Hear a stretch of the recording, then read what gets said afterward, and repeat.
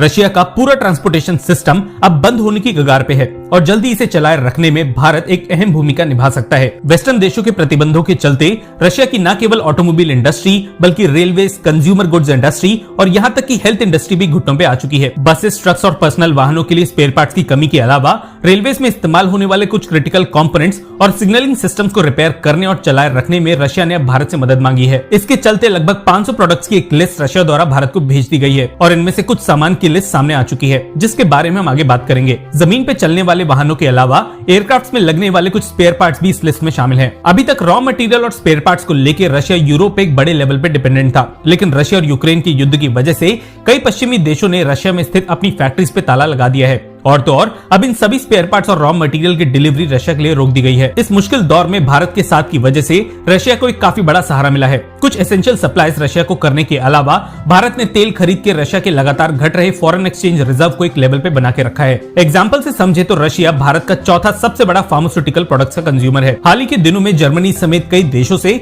Medical supplies रुकने की वजह से रशिया ने भारत से दवाइयों की सोर्सिंग कई गुना बढ़ा दी है। बात करें उन प्रोडक्ट्स को लेकर जिसकी लिस्ट रशिया ने भारत के सामने पेश की है तो ऑटोमोबाइल्स के क्षेत्र में पिस्टन्स, ऑयल पंप्स और इग्निशन कॉइल समेत टायर्स, ग्लास और हेडलैम्प्स जैसे स्पेयर पार्ट्स की डिमांड रशिया ने भारत से की है। एयरक्राफ्ट और हेलीकॉप्टर्स के लिए कुल 41 आइटम्स की सूची रशिया की तरफ से जारी की गई है, जिनमें landing gear components, fuel systems, communication systems और फायर एक्सटिंग्विशिंग सिस्टम समेत लाइफ जैकेट्स और एविएशन टायर्स भारत जल्द ही रशिया को सप्लाई करना शुरू कर सकता है। इसके अलावा paper, packaging material, textiles, garments और फुटवेयर की डिमांड भी रशिया ने भारत के सामने रखी है। भारत के लिए जल्द ही इस डिमांड को पूरा करना इसलिए भी जरूरी है क्योंकि पेट्रोलियम के एक बड़े इंपोर्ट की वजह से भारत और रशिया के बीच ट्रेड बैलेंस पूरे तरीके से गड़बड़ा गया है। भारत का रशिया को एक्सपोर्ट जहां 2.4 बिलियन से घट के 1.9 बिलियन डॉलर हुआ है, वहीं रशिया का भारत को एक्सपोर्ट 6 बिलियन डॉलर से बढ़ के 29 बिलियन डॉलर हो चुका है। इस बड़े ट्रेड इम्बैलेंस को एकदम से सही नहीं किया जा सकता, लेकिन इस लिस्ट की वजह से जल्दी कुछ हद तक कंट्रोल किया जा सकता है। अच्छी बात यह है कि भारतीय रेलवेज में यूरोपियन स्टैंडर्ड्स को शामिल करने की वजह से रशिया का भरोसा भारतीय रेलवेज पे कई गुना बढ़ गया है।